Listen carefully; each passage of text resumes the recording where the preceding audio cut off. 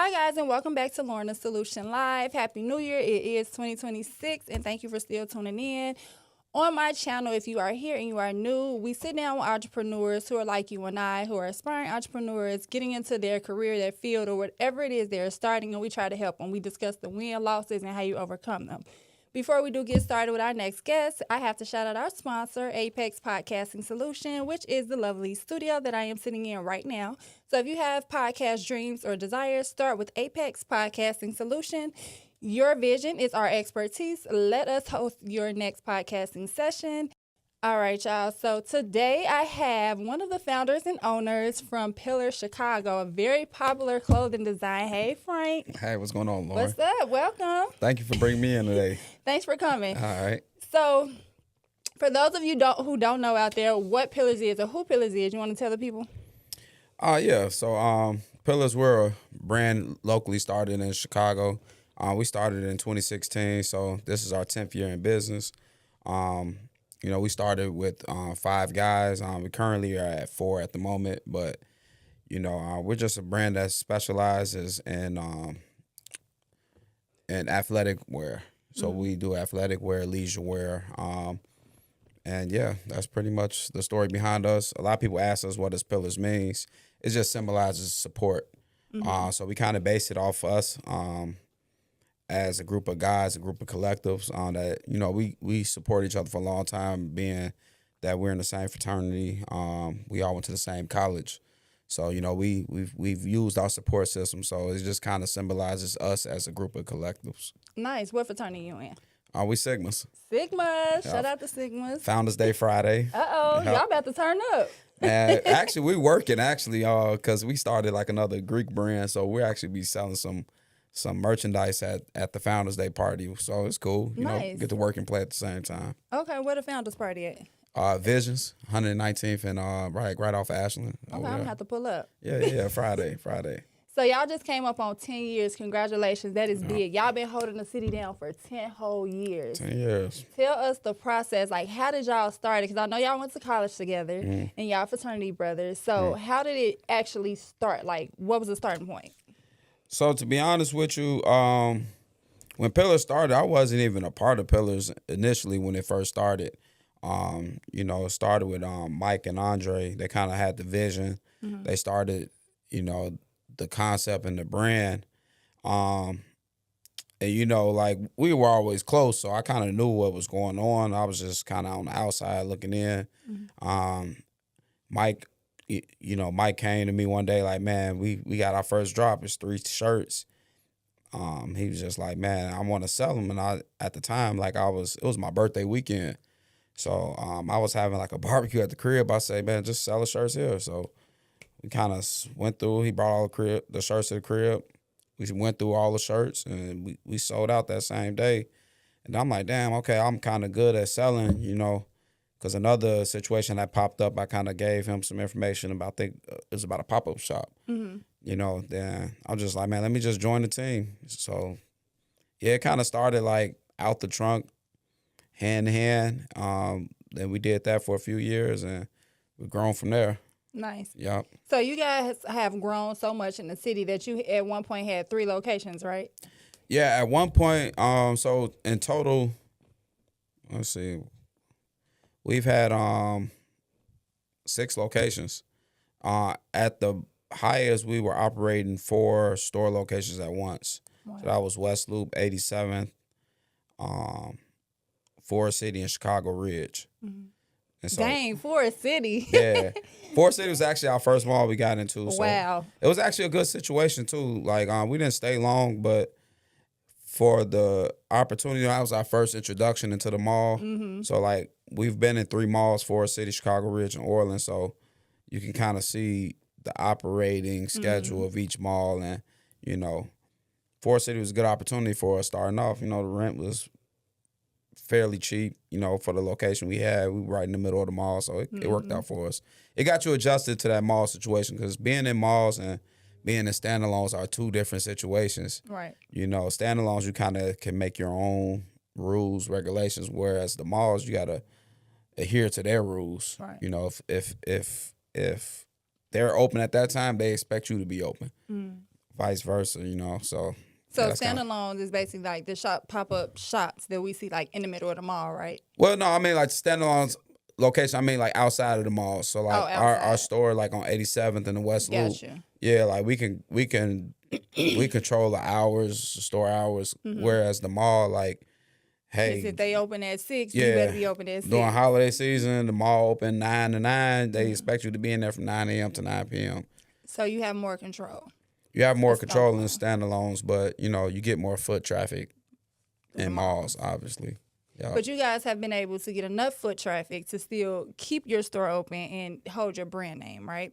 So how was it from going to 6 stores down to 1? Because I like to tell aspiring entrepreneurs the real, right? Because Yeah. we all have losses. Like I just told you, this studio, I had this for 2 years, trashed it, restarted, right? It's always a time for us to rebrand as entrepreneurs. So what was that process like going from 6 stores to 1?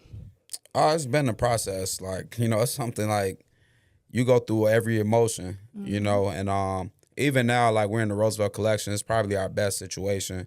You know, as far as like that process, you gotta learn about overhead. You know, they say like in business, a good business overhead doesn't exceed 30%. And that includes like your rent, how much you paying employees, all of those things. And we far exceeded that, you know.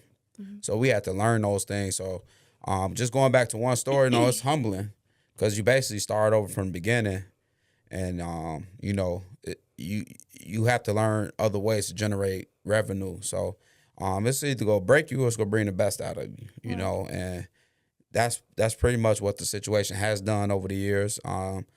We've had brick and mortar for 6 years going on now, so you know, I kind of went through every emotion with the stores. You know, like we've had a lot of situations that worked out for us, and we had some that necessarily didn't.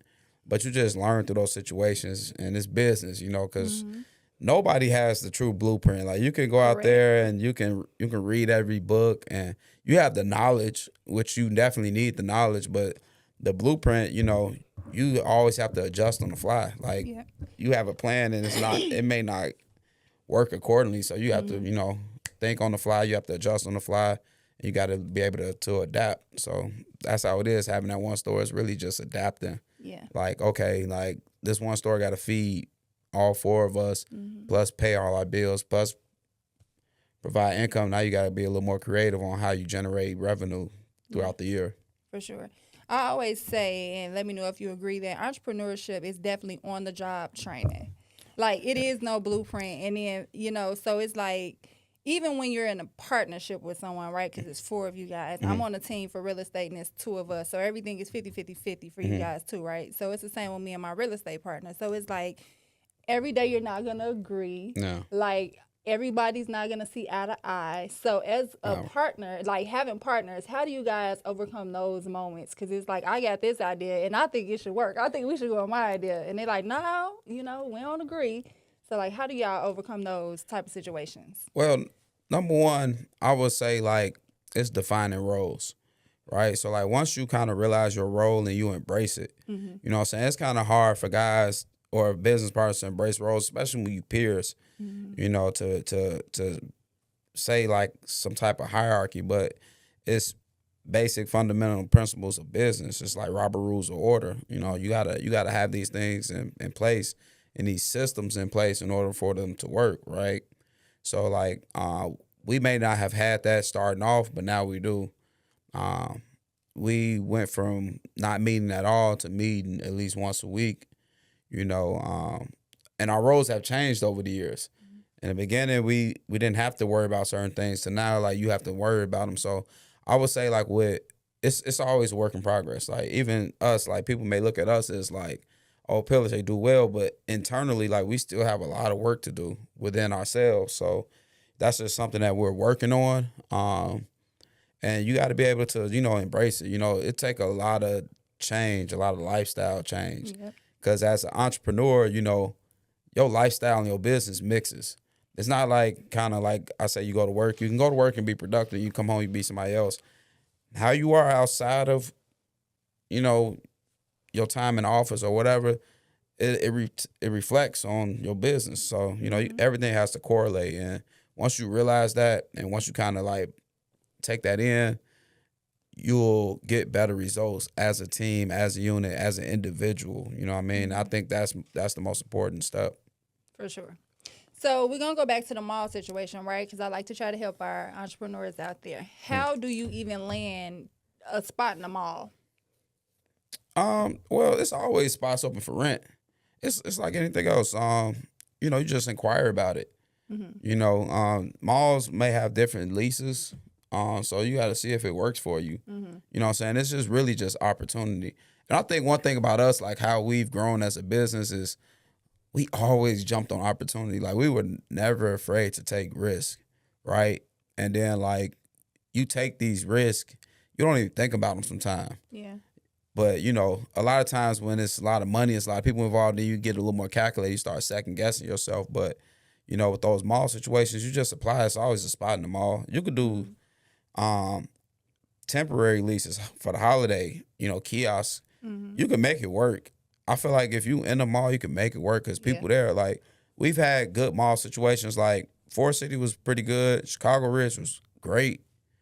And Orland wasn't that good, and it cost the most. You know, it just wasn't, that wasn't our customer. You know, they weren't coming in there to shop, but we still made it work, you know, but you had to try little things. You couldn't just sit in the store. You may have to stand out the front door and speak to everybody that's walking past and get them to come in there. You know, you got to do certain things, but the opportunity is there. Yeah. So I feel like if you got the opportunity, you got a chance. Yeah. And that's the only thing you want in business is opportunity. You keep saying Forest City, and that used to be my favorite mall. Forest City was lit back in the day. Forest City is the spot. Now, I just think it's big that you was in Forest City because that's where we started at. Yeah, that was our everybody. stomping ground. Right down 79th. You know what I mean? Catch the bus to Forest City. Yeah, you know what we I'm saying? had the Curie kids, the Bogan kids, the CVS. We Oh, all yeah. Oh, yeah. Forest City, it definitely, hey, Forest City was a time. I remember catching the bus to Forest City a few times with my brother and my cousin. I used to be like, hey, you know, it's about to be lit in here, so keep your head on swivel. That's but right. it was always a good time. For sure. So being from Chicago, growing up in Chicago, how do you think that plays a role in Pillars? Like, as far as the designs, the branding, you know, the thought process behind it, how does that help you guys, like, being from the city? You know, just being from the city, I would say, like, it just, you know, I would say the main thing for me, so I'm not even going to speak in general, for me, it's just my connections, right? Like, I grew up in the city. I moved around a lot. Like, I know a lot of people in a good way, you know what I mean? So, like, that kind of helped me with my connections. Like, I'm able to go out there and do certain things. And even so, like, speaking, like, last summer, like, one of our biggest capsules, first off, our summer times were always low in numbers. Like, we didn't do well in the summertime, whether it's because we were mostly, like, jogging suits, sweatsuits, to go into T-shirts. You got lower price points, your margins, all those things lower in the summer. So we came up with a situation, as everybody know, like Chicago does like all class reunions. So like we used to vend. I used to just like vend at my reunion at CVS. Like I started vending at the reunions in like 2016, like just selling Pillars merch. And I'm like, okay, this is a good opportunity, like because it's people out there, and just doing that over time. And then like, okay, how can we tap in? And 2 years ago we sold towels for a few schools, and last year we did the shorts. So I'm like, being from Chicago kind of like opened my eyes, like people are going to attend these reunions. It's going to be a big thing. It's a big cash grab. And so we went from like having bad summers to like it being a very lucrative summer just by seeing the opportunity being in Chicago, right? Like those reunions are a good money-making opportunity, not only for us, but for anybody. I feel like anybody can go out there, and if they work hard enough, they can make a yearly salary in 3 months just going to reunions. Like, that's some good advice. Yeah, like you could really go out there and make some cash, because you're talking about reunions with tens and 20,000 people. You only need a few of them, right? You don't need a small percentage of that. You don't need everybody to put money in your pocket. You only need a very small percentage, and if you break those numbers down, like that opportunity is just endless. Like, but you just got to get on your grind, and that's pretty much how it helps. Yeah. Okay. So for Pillars, what was the biggest challenge you think you guys faced as a company? They've been there, so we've always faced challenges, right? I would say like one challenge like we face is just like people telling us no early on. Even now, like people telling us no, you just can't settle for no. That's right. A lot of times, you know what I'm saying? You just got to figure it out. Like, cause people going to tell you no all the time. So that's like even one of the biggest challenges. Like you need a few no's to get to your yes. Yep. You know what I mean? And then like once the better you get at your job, the fewer no's it takes you to get to your yes. You know what I mean? And I think that's like one of the biggest challenges is, you know, overcoming a no. And that could be in any capacity, whether if you trying to sell that product to somebody or whether you're trying to get in this event, right? Like you want to get in like Hyde Park Fest when it was back on 55th. Yeah. You know, we were a little late. You know, it's funny because we were late with the vending application or whatnot. So it used to be on like Saturday and Sunday. Yeah. It used to be right out there. So when we went out that Saturday, I'm like, man, ain't no way we finna let all this money miss us. So, you know, we went, got a tent, and just set up our own tent on the street. Period. Hey, you gonna kick us out? Like, you know what I'm saying? Right. You gotta move us. hey, you either ask for my guy said all the time, like either we go ask for permission or we go ask for forgiveness. You know what I mean? We set the tent up and we made it happen. We made some money. You know what I mean? Or, you know, it's just those the biggest challenges. It's like, okay, then the next year we were there, we did it right. We had a tent set up, but we were off in the cut. And I didn't like that either. Like, nobody's coming over here, so we're going to move our tent. You know what I mean? Like, you just got to do those things. Like, you got to just do them. Like, it took me some time to get to that mind frame of just like, all right, I'm finna walk in this barbershop and just sell a hoodie. Like, and I'm going to sell 10 hoodies. I don't care what I got to do. So, as a man, though. Yeah. How was that like pride wise? You know, some men they like carry they pride and y'all carry a lot on y'all shoulder and y'all back, which you know, being from the city especially, is like certain things men feel like we can't do it. Even women, like certain things I feel like I just don't want to do that because my brand, like I don't want to be looked at a certain kind of way. But when you are an entrepreneur and a business owner and you're selling a product, it's like, what was the thought process like, man, F it. I'm finna go in here. I'm finna really hand to hand this because this is what it take. It's just fear, right? And then like early on, I had to learn on my own, like, man, you know, it's fear and fear holds you back. But then when you really dabble into the information, you read books, like you listen to information from people who actually have done this, they all go through the same thing. Like they tell you should never be ashamed of your brand. So like it's no shame in what I'm doing because I'm doing something that a lot of people aren't doing. They scared to do. It take a lot to do this. Even last year selling shorts, like walking out there with a clothing rack full of shorts. You was on you was by the White Sox stadium, yeah, right? doing that. Yeah, I DM'd you. I'm like, I love this. I got 2 sales out there that night. You know what I'm saying? I got 2 sales out there from the White Sox stadium. And I didn't think like I was gonna do anything, but I'm like, I gotta try. Right? I gotta at least try. And then I'm like, if I'm gonna be out here doing it, I'm gonna record it. That's right. I recorded that video, posted on TikTok. TikTok paid me $200 for that video. You know what I'm saying? And then like all the shorts sold out after that. Yep. So, you know what I'm saying? The after effect of me doing that was greater than me actually doing it at the time.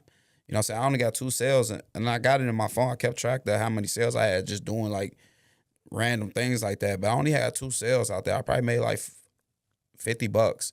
You know what I'm saying? But the aftermath of me doing it and me putting it out there, like understanding like, okay, this is also an opportunity to get content out.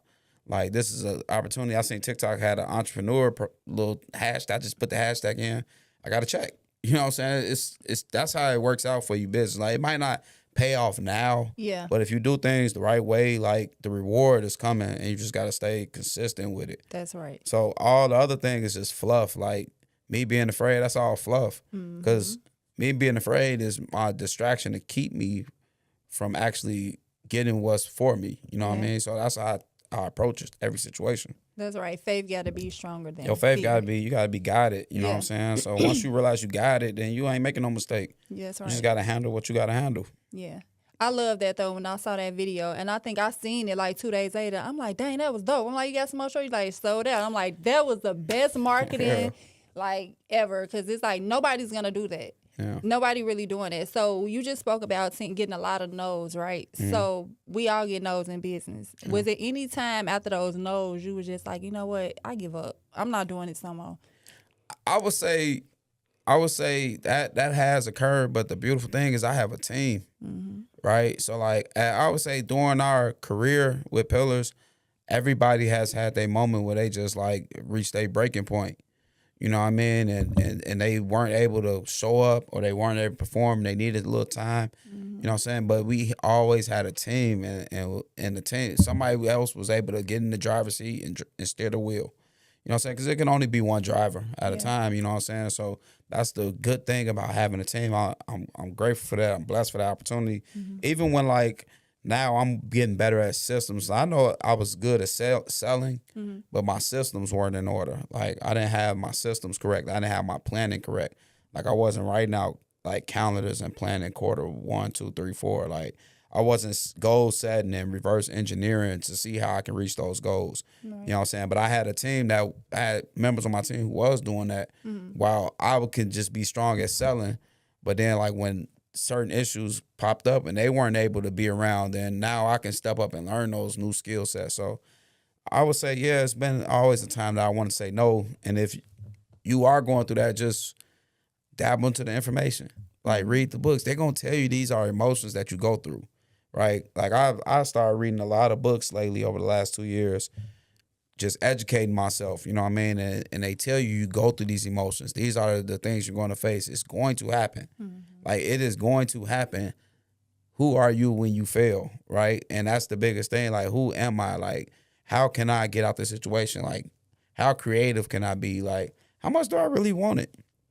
You know what I'm saying? Like, yeah, they said, no, okay, cool. I'm going to just go sell on the street because I know my product sells if it's in front of somebody. Right. At the end of the day, I may not want to do it. That may not be the business route I'm going to have to take, but if I have to, I know if I get this product in front of somebody, my conversion rate is going to be high.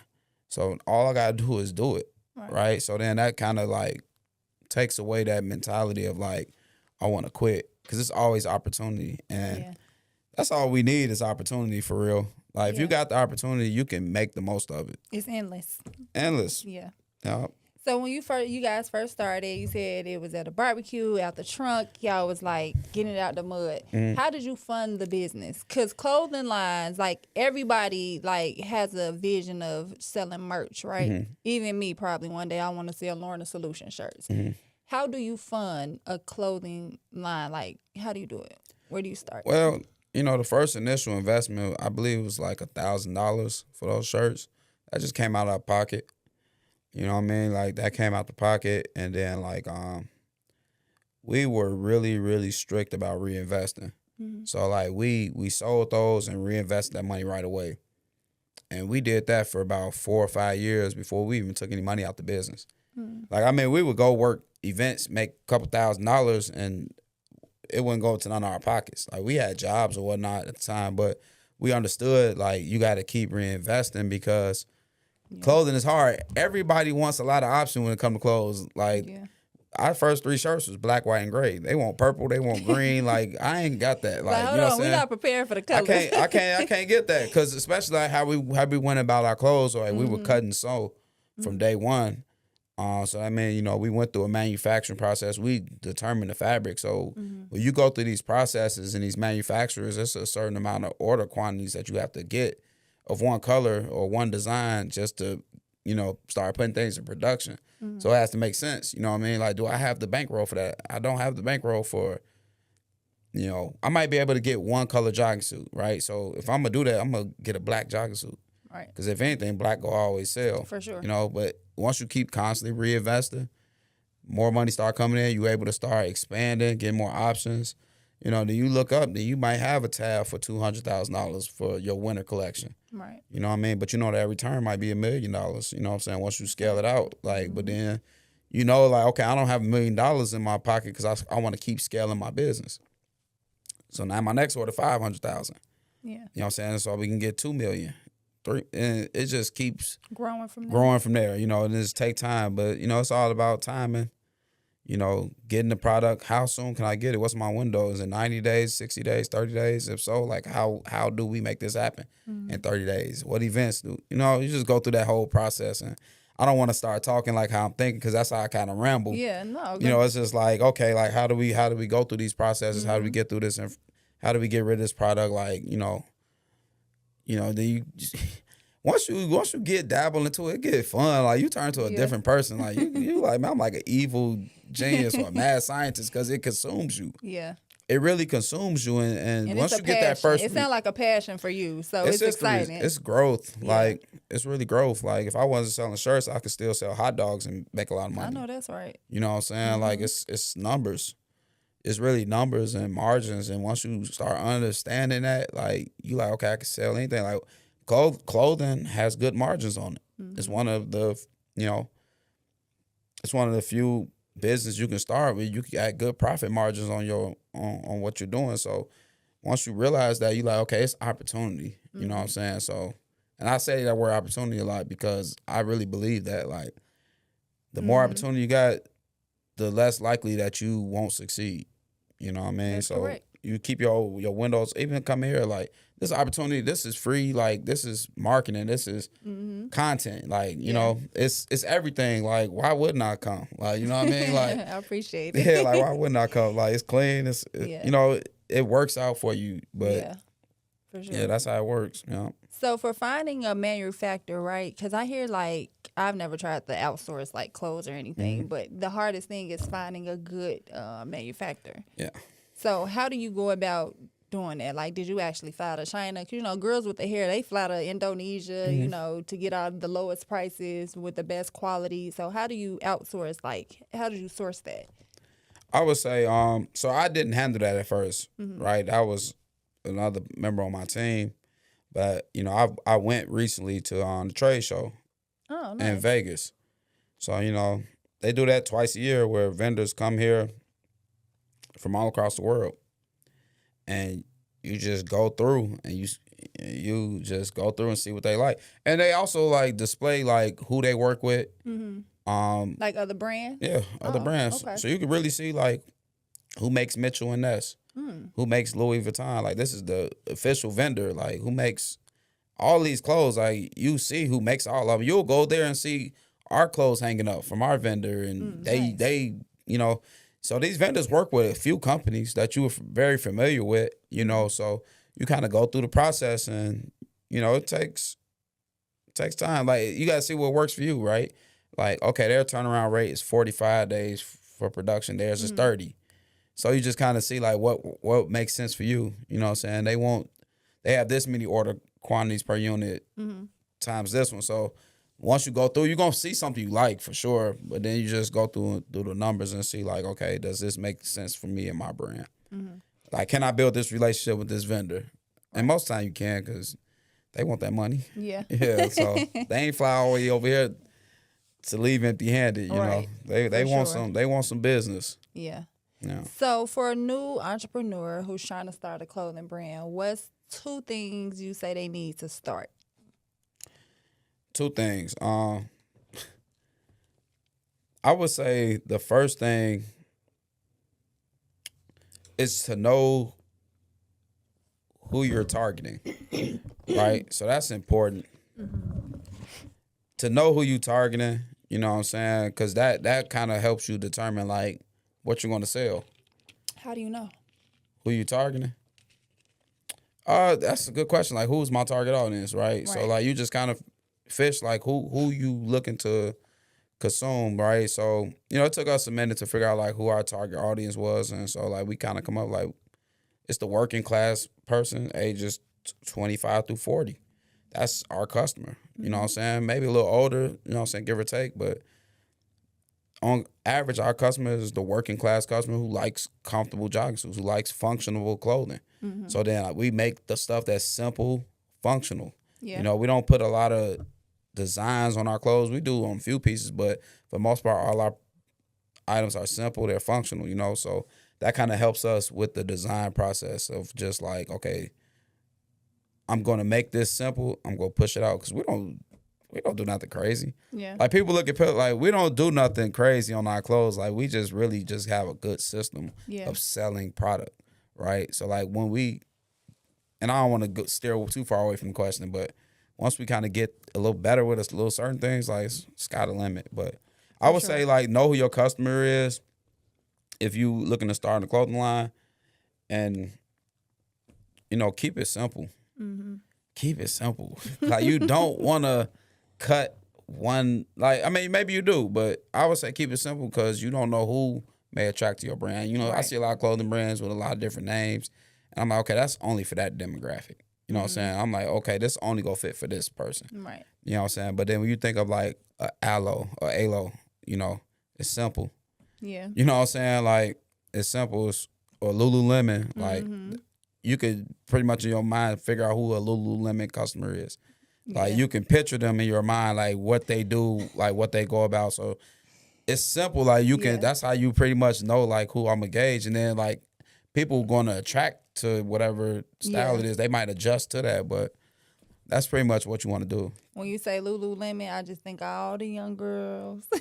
Yoga, like they wear yoga pants all day. You know what I'm saying? They do. They're active. You know what I Yeah. mean?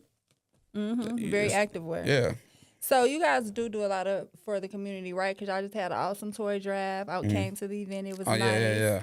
Y'all had vendors set up, a live band, Yeah. right? The shop is nice, y'all. So Thank y'all you. got to go visit in the Roosevelt collection. Make sure y'all stop by. It really is a nice shop. The ambiance is nice. So how big is it for Pillars to be big for culture and community to y'all brand? Like, how important is that to y'all? It's huge, right? Because, like, I look at us as, like, everyday folk. Like, you know what I mean? Like, we the everyday folk. We the common folk. Like, we're not, like, too big or above the program. So, like, we're very, very reachable. You know what I mean? So, I think it's big for us to give back because those same people are the ones who support us heavily, right? And community is one thing that we're super big on. Just understanding that just from like how we grew up, even with me working for the Park District for 10 years, you know what I'm saying? I understand how important it is to give back. And so that's something that we try to do consistently and constantly. Even last year, like with my school, CVS, you know, they kind of reached out to me when they seen me selling the shorts, gave me an opportunity to sell to the CBS community a little bit better. And then, so I had came back and I'm just like, what are some of y'all needs? And they told me some of their needs. And one of them was like transportation. Like, they don't have money for transportation for events, $500 a bus, XYZ. And we got them a bus. Nice. You know what I'm saying? Like, we raised funds. We did an alumni fundraiser game. And we bought them their own school bus. Nice. It's parked in the back of the school. They don't have to pay, maybe for like big events like football programs, but like the small events, they don't have to pay $500. They don't have to come out the budget. So just giving back, doing things of that nature, like that's something that we want to do. And as a company, we want to be able to understand. Not only do we sell clothes, but we provide, you know, opportunity. You know what I mean? We provide different services. You know. We actually have a story to tell more than just selling merch. Like, we curate things to drive initiative to certain areas, you know what I'm saying? So that's one thing that we're big on, and we actually got something coming up in a few weeks that we're going to release in February, actually. That's going to be really, really dope going into this year. And, you know, the people that's involved in this, you know, they're going to love it because it's going to draw awareness to them. It's going to bring them new opportunity. And, you know, it's going to bring them new resources that they probably didn't have. So I'm really excited about this new opportunity that we're releasing. So February 1st, y'all stay tuned. That's dope. Yep. So you want to tell us what it is?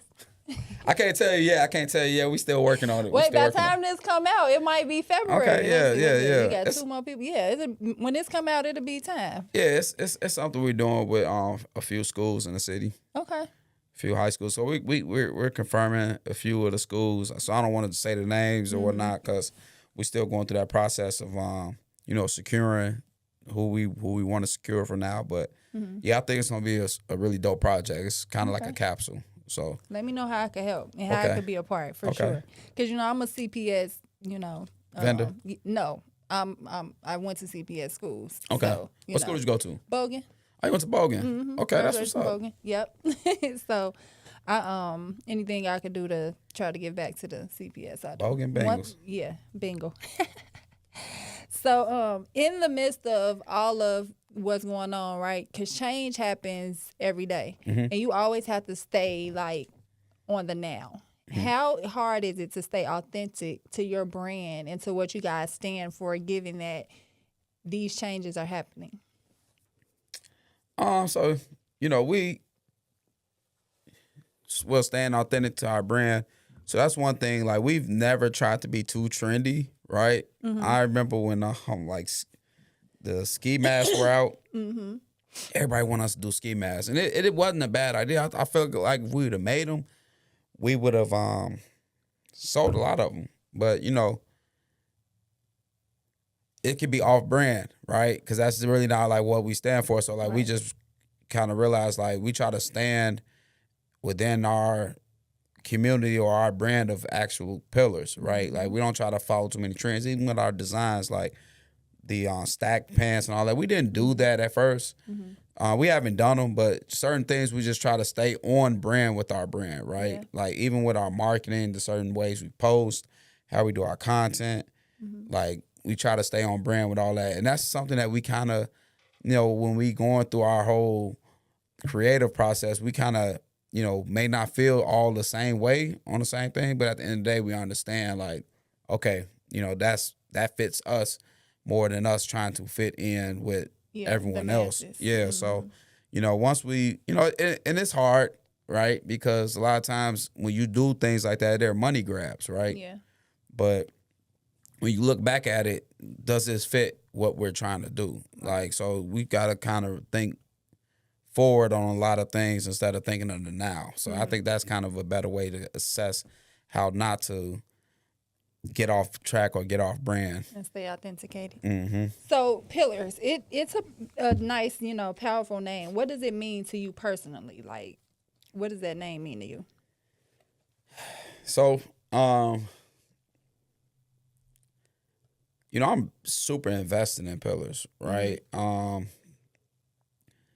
It's just opportunity. Like, so like when you think of an actual pillar, you think of it holds something up. And I feel like this is holding up like the key to the rest of my life, right? Like even so if something was to happen and I'm not a part of pillars, like I've learned so much within these 10 years that I could take what I learned and apply it to me still being successful for the rest of my life, right? And that's no monetary, no financial incentives involved. Like just the knowledge, just the work ethic, the actual growth as a man that has taught me. Like, so pillars means so much more to me than just an actual brand, right? And then like we start dabbling into like businesses and they talk about storytelling and things of that nature and like the story behind pillars is so much more than us selling clothes. We kind of like a story for people that really have that passion to make something out of nothing. Yeah. Because when I tell you, like we started this out the trunk, like we met people up at Harold's on 87 for orders constantly to the point where like we might need a store because we constantly going to 87. Like we set up U-Haul trucks in front of Nike on Black Friday. Because we know people going to Black Friday, so we gonna put a U-Haul truck and set a table up outside. Yep. And you gotta see us, because I know you finna go in there and spend some money. So why not be at the spot people gonna be at? You know what I mean? So like, it's more than that. Like it's really like the blueprint to success. You know what I mean? And it's not to brag or anything, but we like to share that information, like, because we want to see people succeed. Because somebody always grabs us and say, "Hey, this is how you do this." I'm not ever gonna say nothing like we did it on our own. We figured it out on our own. We use our resources. Yeah. And we've been very resourceful over the years, and we want to be that same resource to other people. So, pillars means a lot. And then when people, just this is a little note, but when you type in pillars, it should always be all caps. Period. It's always all caps. Yeah. Is there a reason why?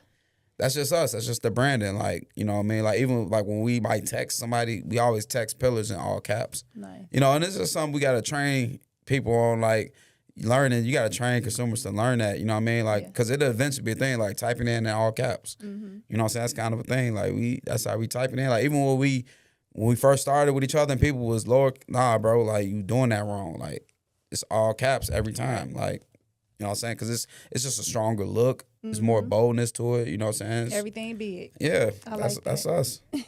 So what role does storytelling play in your marketing? Because you just mentioned storytelling. So what role does that play with y'all marketing? Storytelling plays a lot, right? We just had a post on TikTok, literally in November. You know, it just went up like 13 million views, right? People ordered so many clothes from us that we couldn't even keep up with demand. They still waiting on the clothes. Wow. You know what I'm saying? And they're going to wait because it just was like we underestimated the power of that. And they fell in love with a good deed that we did, not necessarily the clothes, right? So that's storytelling. We posted a video about, a situation where we gave a young man some clothes who were wearing our clothes. We sent them some clothes, not knowing that it was going to, Yeah. but be people that fell in impactful. love with that action more than the actual brand. And then that caused them to support the brand. Now they might be fans of the brand once they receive their packages. Hopefully, they're not waiting too long and Yeah. they can understand like the process of that. But, they fell in love with the actual story or the actual idea of what we were doing more than the clothes itself. So storytelling tells a lot. Like people will support you, if you have a story behind you. Yeah. You know what I mean? And it happens all the time. Like on social media, it literally happens all the time. Like people will be like, hey, my dad owns this restaurant. He works so hard. He don't have any business. Then next TikTok will blow it up, right? Yep. And they be like, oh, the food is actually good, right? It's actually good. But they went there because of the story of Right. somebody putting in a lot of effort but struggling with the business, and they went to. So storytelling is everything. It is. Yeah. And you guys definitely have a good story behind you, and it's always impactful. I think storytelling is important because for me, I'd rather patronize somebody that's genuine, real, like doing real stuff in the community and for the people versus somebody just forcing me to buy their brand and believe in their brand. It's like, what is the brand? Yeah. Because even though you could throw a name on the shirt, but it's like, no, what does it stand for? Because for me, like, you know how they used to have, like, what was those jeans? Like, just say True Religion. For me, I would wear True Religion because I'm true to my religion. I believe in God. But, like, you can't just put labels. It's important. You got to be careful what you wear. For sure. Because it says a lot. For sure. So what trends do you see coming for the industry for clothing? Because y'all definitely setting a trend. So have you seen anybody, like, take y'all style? Yeah, I mean, like, that's clothing. Like, people gonna bite. We gonna bite. You know what I'm saying? No shame to it. Like, so we might not do it locally, but we might see something that works here and try it here. Like, it happens everywhere. Like, people see things and they try things to the biggest companies. Yeah. Like, not one company doesn't do it. Like, people say it all the time, like, Nike steals stuff from people in the, you know what I'm saying? They see something that works. They like, okay, let me try it too. Like, that's just how it works. That's how it is. But I think, like, a big thing coming up is, like, collaborations. Yeah. Like, collaborations is huge. Like, it's impactful. We see it with Essential. Yeah. They just did something with, like, HBCUs. Yeah.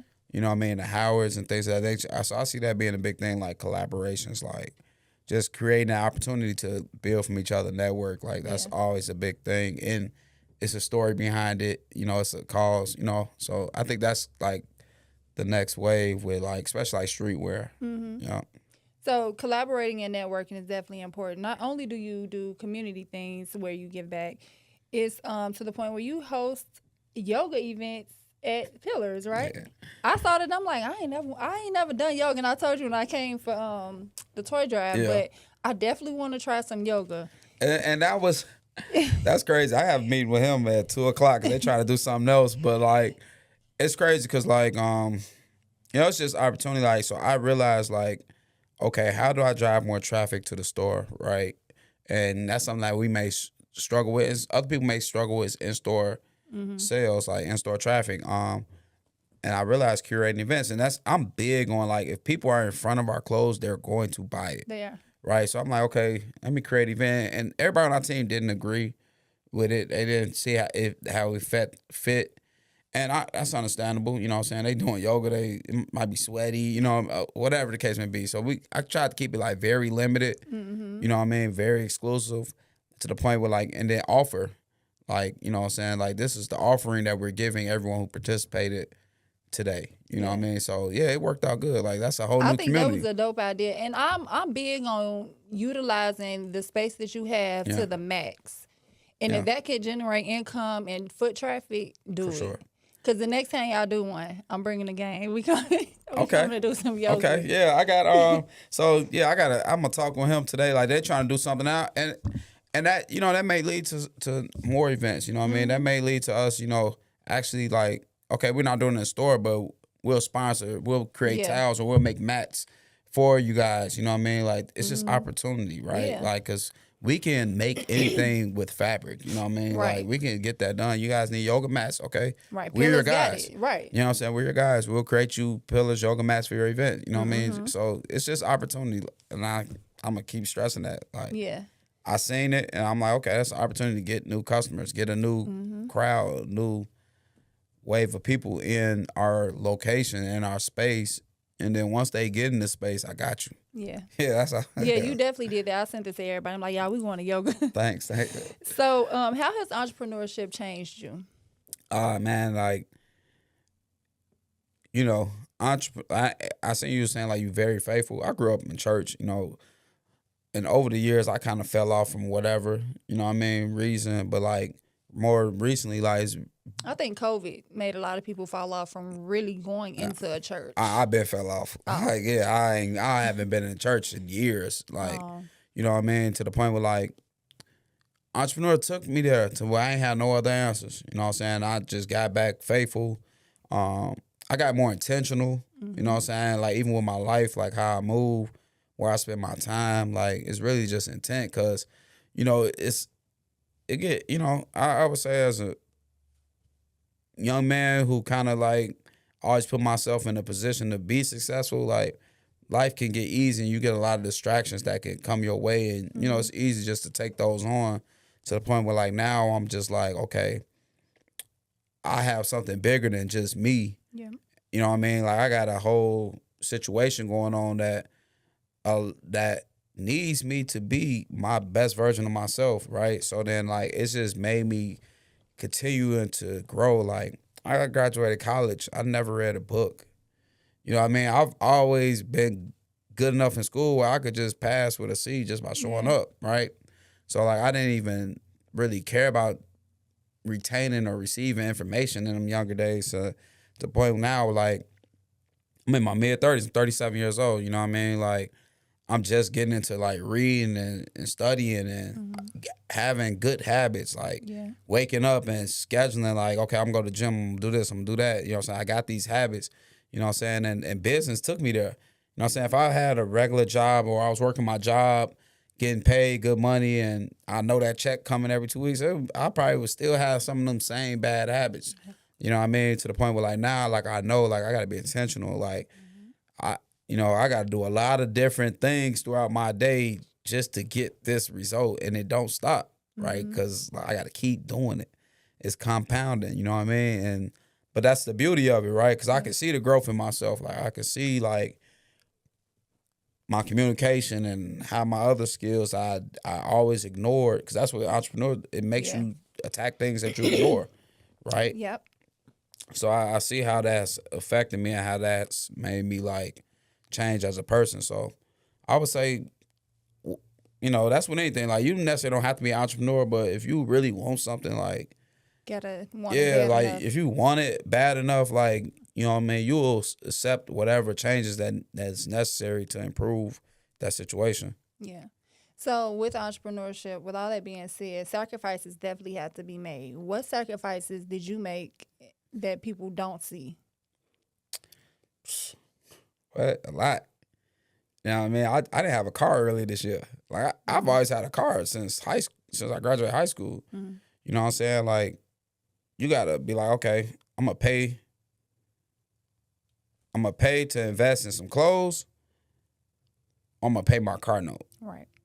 You know what I mean? Like I know I'll get that money back, but okay, I may not be able to pay my car note for 3, 4, 5 months because I'm putting this money here because this is where we at right now at the point of our business. We got to invest in the business, and so people don't really see that. They don't. It's them tough decisions you got to make, right?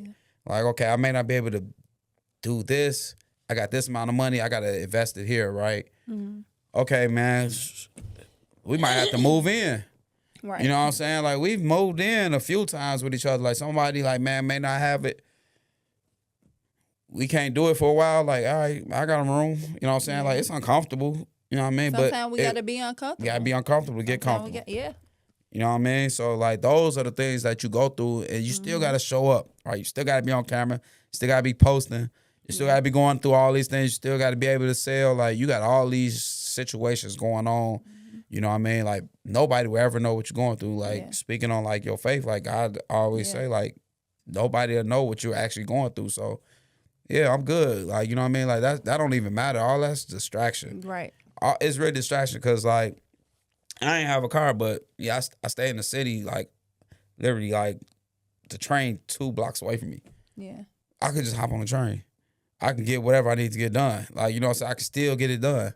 You know what I mean? I got it done. I got back mobile. You know what I'm saying? Like, it was only 5-6 months. Like, that's a short time. That flew by. Yeah, it's a short time, but while you in it, it's kind of like, damn. It's humbling. Yeah, it's like, damn, I'm down to this. Like, you know what I'm saying? I'm catching the butt. Like, I'm getting off the train and people like, oh, you got pillars. You know what I'm saying? Like, yeah, I got pillars, bro. I'm on the train. Like, you know what I'm saying? Like, it happens. But it shows people. Like, you know what I mean? Like, that don't even matter. All that's distraction. Right. It's really distraction because, like, I ain't have a car, but, yeah, I stay in the city, like, literally, like, the train 2 blocks away from me. Yeah. I could just hop on the train. I can get whatever I need to get done. Like, you know what I'm saying? I can still get it done. You know what I mean? I got it done. I got back mobile. You know what I'm saying? Like, it was only 5-6 months. Like, that's a short time. That flew by. Yeah, it's a short time, but while you in it, it's kind of like, damn. It's humbling. Yeah, it's like, damn, I'm down to this. Like, you know what I'm saying? I'm catching the butt. Like, I'm getting off the train and people like, oh, you got pillars. You know what I'm saying? Like, yeah, I got pillars, bro. I'm on the train. Like, you know what I'm saying? Like, it happens. But it shows people that, you know, things do happen. I'm just like you. Yeah, I'm just like you. And I don't want people to, I'm not above anybody. Like, I wake up, I get it in just how y'all do. You know what I'm saying? Like, I gotta tell some family members that, man, I ain't rich. Like, people think that, like, they see a little bit and they're like, you gotta get it. I'm trying. And to be honest I'm with on you, my man, way. the more I get into it, like, nah, y'all ain't getting none of this money. You don't even know how. You know what I had to go through? I was just on the bus, the train. Go through, you know what I have to think to create this situation to get this money? Yeah. Like, you know what I'm saying? Like, that's the part that people don't see. Like, yeah, the store closed, but, like, I still got to go home and do homework. Yeah. I got to still create, plan, think. Go to sleep. Stop. You wake up, like, you're doing it for hours on a day, right? To the point where, like, man, I might not be able to come to the store today because I can't get a clear train of thought, or I need to get some other things done. Like, you doing it every day, right? We're open every day. Like, we're moving every day. It's always something that needs to be done. You know what I'm saying? But, you know, you don't complain about it because you signed up for this, right? And you know that the benefits outweigh all this. Yeah. At the end of the day, if you do things right, like, everything that it put you through, it's nothing. It's a good story. That's what makes a good story, right? Yeah. Like, you're not going to no movie if it don't have no climax or nothing like that. You know what I mean? Like, you're like, oh, man, everything went perfectly wrong, like perfectly right. Like, man, that's not a good movie, all right? It's not. Right? You want to see the hard times. You want to go through that, and that's all nothing. Like, it's really nothing. Like, it's really distraction because for the most part, it wants you to quit. Yeah. You know what I'm saying? It wants you to stop doing it, to stop from getting what's yours. You know what I'm saying? So you just stay consistent enough. You gonna get lucky. You stay consistent enough, you'll get lucky. Stay down till you come Yeah, like, you gonna get some luck. Like, I ain't gonna say we didn't woke up sometime like, whoa, that just happened. Like, thank God. Like, you know what I mean? Like, okay, like, you know what I mean? Like, that's how it really works. So, yeah, just stay consistent. So for an entrepreneur who is scared to start, what advice do you have for them? Like, for someone who is scared? I would say just start, right? Like, because we as, like, humans, like, oh, the perfect time, the perfect this. It's never a perfect time. That never happens. Yeah. That perfect time never happens. Like, it's not. You're going to be waiting on that moment forever. You're going to look up 2 years, you're in the same spot. Yeah.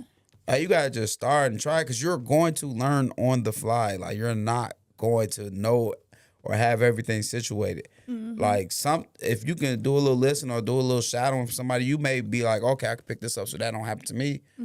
But something else gonna happen to you. You know what I'm saying? So you got to realize that's what come with the territory. It's scary, you know what I mean? But don't fear.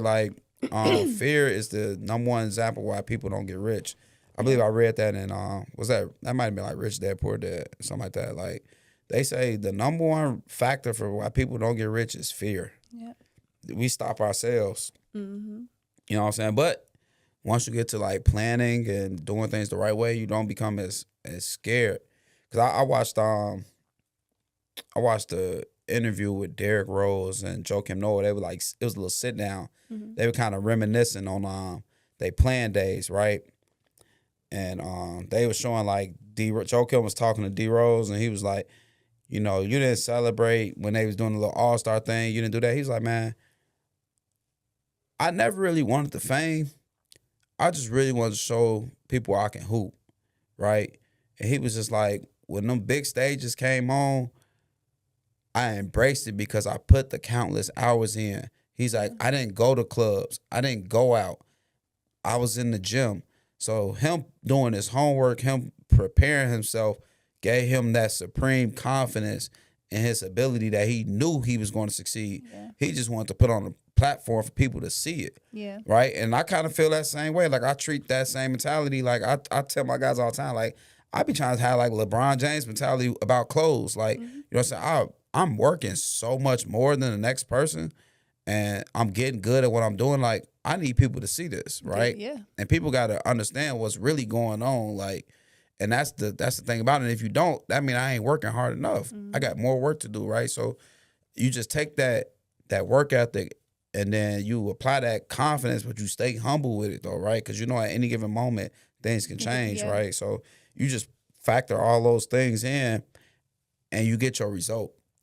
But you got to keep doing it, right? Stay consistent. Ain't no off season. Like it ain't no off season where like you can just take a break. Like you got to keep doing it because somebody coming up right behind you, right? Yeah. Somebody right there watching as they should, or wanting what you got. Yeah. You know what I'm saying? Yeah. Which is cool, like because it's competition, and competition fuels the best of the best.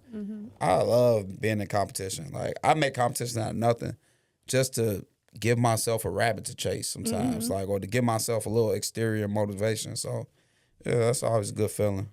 So for Pillars, is there any like type of mentorship that you guys are looking to offer for people that do want to do what you guys do, or you know, what does that look like for the future? So right now, like we kind of like have like an open door policy. So people come in, they send messages all the time, they ask questions. But like now I want to be a little more intentional about it. I kind of want to get in like the school systems. Yeah.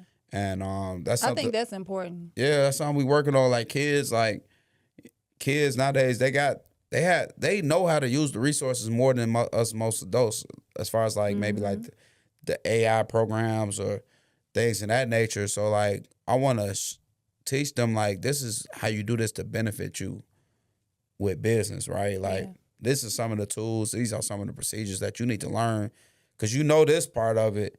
If you learn this part, then you already a step ahead, right? So I want to kind of infiltrate the schools and do that because I believe in like the each one teach one mentality. For sure. I think it's important to reach back. It's important. It's important to spread the knowledge within your community, right? Because growing up, when we grew up, we might have career day. It might be like firefighter or somebody like that. The Army. So like now I go to a lot of career days. I'm probably go to like 4 or 5 a year. And just talking to students and telling them knowledge, right? Like, I'm just like you. Like, I grew up just like you, you know what I mean? Like, it's not that far. Like, we think things are so far until, like, even myself, till I'm sitting in a room with the owner of the Blackhawks. Right. You know what I mean? It's like, obtainable. It's obtainable. Like, he just like me. Yeah. Like, he told me a story how he grew up. He like, man, I'm just glad my parents had me in rooms with other affluent people, and I was able to soak that knowledge in. He just as humble. He just had that opportunity, like, but he just like me. He's same obtainable knowledge, right? So like, you're never too far away from your goals or from something you may think is crazy. Like, you got to think something crazy. You do. You got to be kind of crazy to be in business, right? Like you gotta have these type of goals, astronomical. Yeah. Because if you don't get here and you get here, that's still good. Yeah. You know what I mean? Like, so yeah. So for Pillar Chicago, thank you for coming to sit down. How can everyone find you guys? You want to give us the location, Instagram, social media? For sure. Yeah, you can follow us at Pillars USA. That's our Instagram. That's our TikTok. Our website is pillarsusa.com. We're located right in Roosevelt Collection, 1137 South Delano Court. Open every day. All right, we open 11 to 7. Friday, Saturday, 11 to 8. Sundays, 11 to 5. So, and we open every day, and we got online. So, we can get the product to you. You can come get it. And, yeah, just follow us for any updates on any social media platform. All right, y'all. Y'all heard it here. Y'all, and they do have an open door policy. So, if you are an aspiring entrepreneur, we don't gatekeep here. We're going to help y'all. So, reach out, DM them. They are here to help. We are a community and we just want to help people grow. Let's do it. So I thank you, Frank, for coming to sit down with me. I hope this appreciate it. reaches a bunch of people and help aspiring entrepreneurs who are in the same field as you. Yeah, as soon as it's done, I'm sharing it, I'm blasting it, I because appreciate that. what you're doing is actually good, just giving us a platform. So, like, we appreciate the platform because a lot of times we don't talk to anybody. Yeah. You know what I mean? Like, we don't talk to nobody. So, like, for me to get up here for a few minutes and blabber about what I got going on and for people to actually value the information that I have, it's a blessing. Like, and I thank you for the opportunity. No problem. Thank you for coming. Yeah. All right, y'all. Thank y'all for tuning in to Lauren the Solution Live. We are out. I sat down today with Frank, one of the CEO and founders of Pillars Chicago. And y'all make sure y'all follow, like, subscribe, and check out Pillars. They are located in the Roosevelt Collection. And I will see y'all next time. Bye. See ya.